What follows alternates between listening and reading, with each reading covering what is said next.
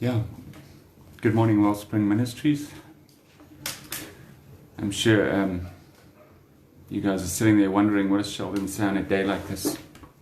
And to be honest, I don't even know what to say on a day like this. Yeah, it's been a tough time for our church lately with we've lost 4 people in our congregation, and 4 amazing people. I mean, we're all amazing people, but we've lost some amazing people like Ashwin, and then it was Rakesh, and then Auntie Rona, and then Francois, and yeah, it's just, each of them have left a mark in our lives. I can think on each of them and think about something that they stood for, something they really believed in, and they really just touched our lives. And I thought after COVID-19, when we all get back together, that we just had this massive celebration because we all survived, and never thought that we would, in a space of just over a month, lose 4 people in our congregation. And this week I was just really struggling with. I wasn't fighting with God. I was just asking him questions, and that's the cool thing about God, is that we can ask him questions. And I said to him, God, what is happening? I mean, why is this all happening?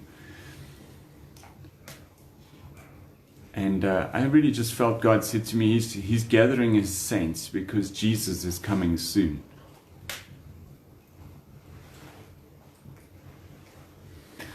And I think that's the only comfort I have now when I think about it. And then Michael also mentioned during worship that death has lost its sting, and we don't really die, we just continue to live with Christ. And we know those things and we believe those things, and when we lose somebody so close to us, then it really just, it hurts. And I think if Francois' passing and Ashwin's and Rakesh's and Auntie Rona's touches my heart deeply, then my heart goes out to their families, because they were even closer to them. And so we think of you, Vanessa and Kayla and Sharice and Auntie Judy, and we think of you, Catherine, losing Rakesh, and we think of Uncle Wally and Joy. We just had Auntie Rona's service this week, and then we think of you, Christine, and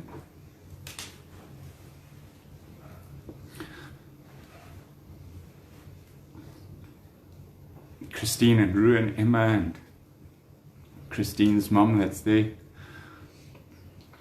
We think of you guys, and we wish that if just for a moment we could take the pain away from you, we would take it ourselves. But we know that even though you trust in the Lord and you have absolute faith and peace that God's will has been done, that it still hurts, and that's okay. We will be there to support you. We will love you guys, and every now and then we'll we'll probably say stupid things to you, but just out of absolute love, because we're trying to, for a moment, take that pain away. Just forgive us for saying stupid things and just loving you. But we really do love you guys, and we think about you, and yeah.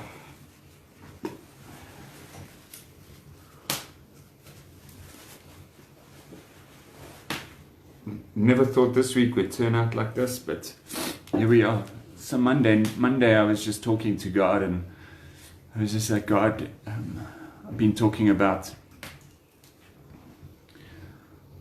what have I been talking about? Our mind and our hearts lately. And I just said, Lord, what would you want me to share on Sunday in church? And I felt God said, we're just going to have communion today.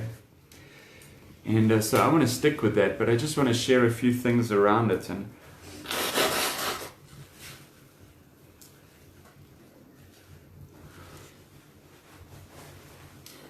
I know you guys won't mind if I blow my nose and wipe my eyes and all that kind of thing. But we just wanted to share a few things today. And when it comes to the Lord's Supper, I always think about Jesus said, do this in remembrance of me. And remembering is such a big part of life. God gave us a memory for a reason. We remember things. We remember things about Ashwin and Rukesh and Auntie Rona, and we remember things about Francois. And remembering is not a bad thing. It's never a bad thing. If we don't remember things, we'll forget things. And that's why Jesus came to us and he said, do this in remembrance of me. Because he never wants us to forget what he did on the cross for us. Because if we start to forget it, the enemy can start to lie to us. So I personally did not see Jesus hang on the cross for me. I did not see him take the lashes for me. I did not see his body that was broken for me. I didn't see his wounds. I didn't see his disfigured form. But I tell you what, I do remember a day in 1988 when Jesus pulled me closer to him. And I say pulled me because I did feel him pulling me that day. And he gave me a free choice. I could have just turned away from him. My pride could have gotten the better. But the overwhelming love I felt from Jesus that day just drew me. And God has helped me to never forget that day. I remember that day fondly, and I need to remember that day in 1988. In fact, it was an evening service at Midlands Christian Center when I gave my life to the Lord, when I surrendered my life to the Lord, when I invited Jesus to come into my life and take this person that was just a mess that needed him. I remember that day. I remember that day clearly. And I need to remember that day because the enemy would want to come and lie to me. And he would want to tell me that what Jesus did for me that day was not real.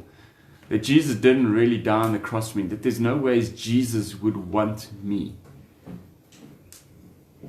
But I've always remembered just the drawing of Jesus that day.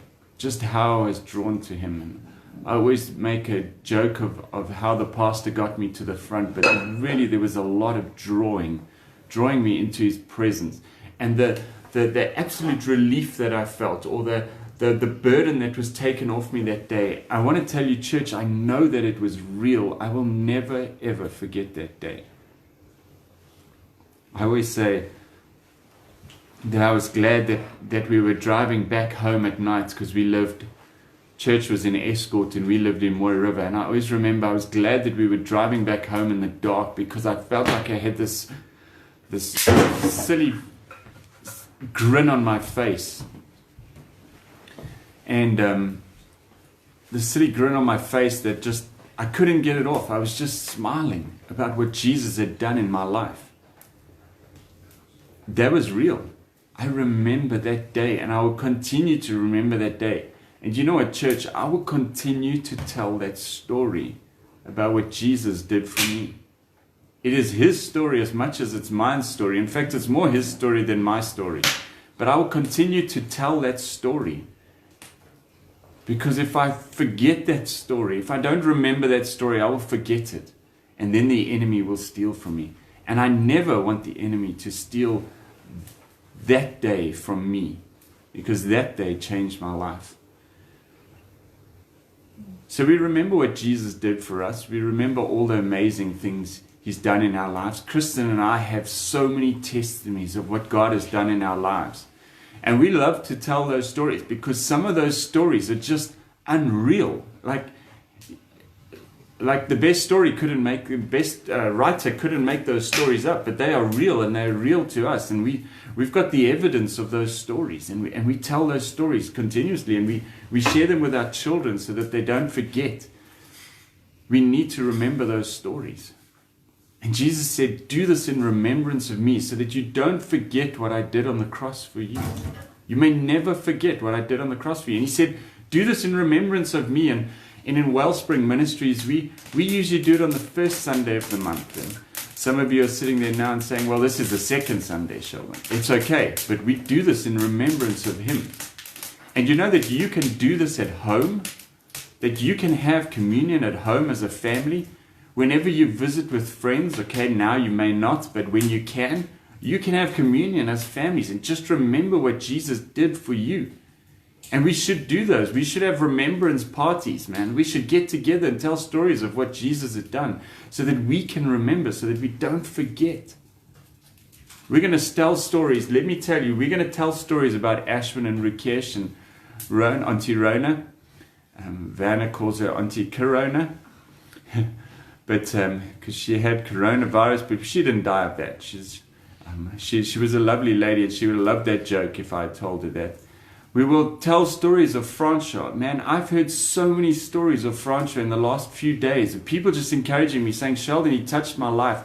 But I'm telling you, I had one guy phone me and say, Francois touched thousands of people's lives, thousands of people that I know. And I read, somebody sent me a story of Francois said, when he gets to heaven one day, he wants to say to Jesus, I love you, Jesus. And his answer, what he wants Jesus to answer is to say, I know. We're going to remember them. We're going to tell stories about them. And we're allowed to remember them and tell stories and the amazing things they did for Christ and the lives that they touched. Listen, church, we need to remember. We need to tell those stories. Those are his stories. And some of those stories are sad right now, but a lot of them are just full of rejoicing. Because I think when Francois got to heaven, there was already a queue of people waiting for him. So thank you, Francois. Thank you for introducing us to Jesus Christ. So we'll tell those stories. In Deuteronomy, back in the Old Testament, God knew that if we forget, we will not, if we don't remember things he did, we will forget them. And there's so many stories of how people conveniently forgot what God had done for them or said to them. And you know what? We conveniently forget those things too, especially when it suits our own agenda. I think about the kings. When Israel said they wanted a king, you know, at that stage they were just led by a prophet, a man of God. And when they wanted a king, God said, listen, I'll give you a king, but remember, when you get a king, he mustn't take horses from other countries. He mustn't accumulate wealth. He mustn't marry women from other countries, because then you'll start to see who they worship and you'll eventually start to worship them. And it's amazing how straight away that thing was just conveniently forgotten, and the kings just broke those rules and they turned. So in Deuteronomy 11 verse 2 it says, remember today that your children were not the ones who saw and experienced the discipline of the Lord your God, his majesty, his mighty hand, his outstretched arm, the signs he performed and the things he did in the heart of Egypt, both to Pharaoh, king of Egypt, and to the whole country. Because remember, when they left, the country just gave them, man, they gave them gifts, gold and all sorts of things, and just go, man, because they'd lost their firstborn. They would just let the Israelites go. And God was saying to them, remember that your children have not seen what I've done. They have not seen me part the Red Sea. They didn't see all of those things. They didn't see the pillar of cloud and the pillar of fire. They didn't see those things. So you need to tell your children about those things because you saw them firsthand. And then if you tell your children, they'll tell their children. And the story will go on and on and on. And he's telling them, you need to remember those. It is not your children. It was not your children who saw what I did for you in the wilderness until you arrived at this place. And then in verse 16 he says, be careful or you will be enticed to turn away and worship other gods and bow down to them. Then the Lord's anger will burn against you, and he will shut up the heavens so that it will not rain, and the ground will not yield and produce, and you will soon perish from the good land the Lord is giving you. Fix these words of mine in your hearts and minds. Tie them as symbols on your hands and bind them on your foreheads. Teach them to your children, talking about them when you sit at home, when you walk along the road, when you lie down, when you get up. Write them on the doorframes of your houses and on your gates, so that your days and the days of your children may be many in the land your Lord swore to give you and your ancestors, as many as the days that the heavens are above the earth. And God was saying, just remember these things, otherwise you'll be enticed, you will soon turn away. And that's where, the last 2 weeks I talked about the heart and the mind, and we have so much world coming into us that we have to have more Jesus in us. And here's a great way to remember what God has done for you. This is a great way to remember God, is to read His Word. And we need to sit and talk about them with our children. And our testimonies are growing every day. They're exciting, man. We have exciting stories to tell about God. His story. We need to remember those. So I asked you, I wrote on Wellspring Communication yesterday that we're going to have communion today as a church. And we're going to do that today as we remember Jesus Christ. And I just want to say remembering does two things. It helps us to stop forgetting, okay, so that we never forget. Kristen and I started a book many years ago. We haven't been so diligent with it, but where we started to write down everything that God had done for us. And Du said something similar, and I shared it on Facebook Live this week. Something along the lines of, because I forget it now, it's written in my office, easiest way to remember that the Lord will be with you is to remember what He has already done for you. And if we can remember what God has done for us, well, why can't He help us tomorrow? If He's already done that for us, why can't He help us tomorrow? So Jesus says, do this in remembrance of me. And when we remember things, it actually calls us to action. It calls us to action. And I think if anybody ever thinks about Francois or talks about Francois, they'll talk about his passion for the lost.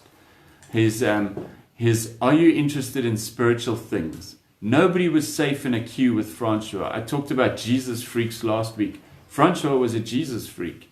And I mean that in the nicest, absolute nicest way possible. He was a Jesus freak. He loved Jesus. Everything about Jesus he loved. Every moment of every day he wanted to tell somebody about Jesus. In fact, he looked for excuses. Most of us wait for the excuse to land or the situation to land in front of us so that we can tell people about Jesus. Well, Francois made an excuse to tell about Jesus. And I know this because I'd run into him in the church, and he'd always be telling me about what God is doing. He always had a story about the person he met in the queue at the bank or wherever it was. I think he actually looked for queues. You know, Pick and Pay, we all look for the shortest queue. I have a sneaky suspicion he might have looked for the longest queue. Because the longer it took him to get to the till, the poor person behind him or in front of him, they were going to know about Jesus, man. He was going to pray for them. He was going to ask them if they're hurting somewhere. And yeah, but that's the man he was. And it's because he remembered. Christine was saying to me, telling us the other day how he read the Word of God morning, noon and night, man. He just loved reading the Word of God whenever they saw him. He was reading the Word of God. He was remembering. Man, when you remember, there's got to be an overflow somewhere. And what you see in Francois' life was an overflow. When we remember, it causes us to take action. You can't remember something and just sit on your couch and say, oh, that was nice. Because if God did something great for me, He can do something great for you. If He can draw me into your kingdom, He can draw you into His kingdom. And it doesn't actually matter who that person is. They can be whoever we consider to be the worst sinner in Piet Retief. God is still drawing them. The furthest person from God, God is drawing them to Him. Maybe they just want to hear my story. Maybe they just want to hear your story. That remembrance. But remembering calls us to action. It calls us to do something. The same passion that drove Paul in the New Testament. It was the same passion that drove Francois. It's because they remembered what Jesus had done for them. And they had to tell somebody. And when we remember what Jesus has done for us today, church, we have to remember. I said it wrong. When we remember what Jesus has done for us today, church, we have to do something about what we remember. We can't just remember. It would be like eating a great chocolate cake and not telling anybody. Man, you tell them, I had the best chocolate cake. I want to tell you, if you want a nice chocolate cake, our family will tell you, you get your timing right to Taste Navorate in Piet Retief, and you buy a bar one chocolate cake. You get that on that day they come in, man, that's what you will eat again. My wife can bake, but those bar one cakes are nice. I remember years ago just sitting at a restaurant, and and I'd ordered something and a roast or something, and here comes my mixed vegetables. And amongst my mixed vegetables is this one Brussels sprout. And I remember saying to Kristen, maybe I didn't remember, maybe I'm remembering wrong, maybe I'm exaggerating on how bad these things taste. And so I ate it. And I didn't exaggerate. It was as bad as it was the first time I tasted it. And I remember that. So don't ever offer me Brussels sprouts. But I can tell you, there's some really good milk tarts out there. There's some really good apple tarts out there. And when I taste something good, I'm going to be sure to tell you about it. If a restaurant's got something new on the menu, I will tell you about it. And I'll make sure, when we remember we do something, we tell a story. And you need to tell that story. You need to tell that story. Tell the story about what Jesus has done for you. Man, if you don't have a story, borrow one of Francois's stories and you tell that story until you have your own story. But do something, church. When we remember, we have to do something. This week at Auntie Rona's funeral or Sir Homecoming, I shared the story in Matthew 25 about the parable of the talents and the guy with 5 talents and 2 talents and 1 talent. Man, I tell you what, if we remember and we don't do something, we are no better than the guy who had 1 talent. As soon as the master left, he went and hid that talent. Can you imagine you had the master in your house? I mean, this guy if I look at the other 2 servants, this guy just inspired you to do more with what you got. But here you are, you've forgotten who the master is, man, and you go hide that talent. We cannot afford to hide that talent. Delia wrote something on Facebook this week in one of the things written about Francois. I forget. She said, Francois is not here anymore to reach the lost. And I'm paraphrasing it now. But she said, maybe now it's our turn to go and reach the lost. Maybe we've all just been sitting watching him doing. Now it's our turn to go do it. And that is why we're going to remember. Because what Jesus did for us on the cross, church, is amazing. When he broke bread, that is amazing. We have a story to tell. Man, you take that bread and you break it and you say to somebody, Jesus' body was broken for you. Go into Spa when that bread comes out the oven, take it out its packet and just rip it open in front of somebody and say, Jesus' body was broken for you, just like this. Find an excuse to tell somebody about what Jesus has done for you. But we will remember.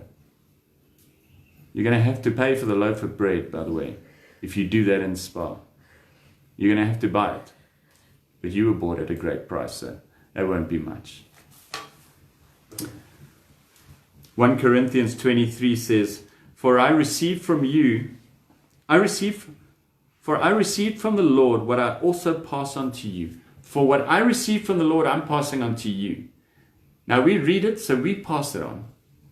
The Lord Jesus, on the night he was betrayed, he took bread, and when he had given thanks, he broke it and said, This is my body, which is broken for you. Do this in remembrance of me. So I actually have bread and a cup here, church, this morning. But he took the bread and he said, This is my body that was broken for you. And I just did a little thing, but just picture the bread in Spa. I think Jesus really ripped the bread apart. He said, This is my body that is broken for you. In the same way, after supper, he took the cup. He said, This cup is the new covenant in my blood. Do this whenever you drink it in remembrance of me. For whenever you eat the bread and drink this cup, you proclaim the Lord's death until he comes. Listen, church, Jesus died on the cross. And he died on the cross for a reason. He died on the cross for you, and he died for me, and he died for every person in the area that you live in. He died for every person in the world. There's not a person in the world that he did not die for. And that is why we do this in remembrance of him. We remember so that we don't forget this great story. And so I just want to share that with you this morning. And I would like us to, I always just picture music starting now. But Michael's not here in my lounge, nor Jason. But just as a family, as you break bread and drink the cup, 2 questions that you're going to ask yourself today. And you can read the story in Luke 22, 7 to 20 as well. And I'll just post it on the group now too. But you can ask yourselves 2 questions. What are we remembering? And then you can tell your favorite story about what Jesus has done for you. You can tell your favorite story. Maybe you can tell 3 of your favorite stories, whatever it is. But what do we remember about Jesus? And then what are we going to do about it? Who are we going to tell this week? We have so many testimonies. Who are we going to tell this week? So I want to encourage you that this week to do that now as families, and to find somebody. Look for an excuse to find somebody this week to help them remember what Jesus did on the cross for them. And I want to encourage you with that this morning. Thank you. You guys are awesome. We will update you with any happenings that are happening in this week as regards to a funeral for a service for Francois. We will put it on Wellspring Communication. And just keep in touch. We love you guys. Let our love be loud. Let us just love regardless, man, because that's what Jesus did. Love you guys. Bye.